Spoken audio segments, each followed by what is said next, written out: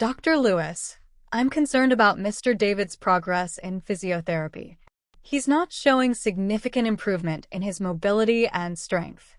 That's concerning. Mihira, have you adjusted his treatment plan to address his specific needs? Yes, we've modified his exercises and increased the intensity, but his progress remains slow. We might need to explore alternative treatment options, such as electrotherapy or hydrotherapy. These modalities can help reduce pain and inflammation and promote healing. That's a good idea. I'll discuss the options with Mr. David and see if he's open to trying these therapies. It's also important to address any underlying medical conditions that might be hindering his recovery. Mihira, have you considered consulting with a neurologist or rheumatologist? That's a valuable suggestion. I'll discuss the possibility of a referral with Mr. David. Remember to monitor Mr. David's progress closely and make adjustments to his treatment plan as needed. We want to ensure that he achieves the best possible outcome.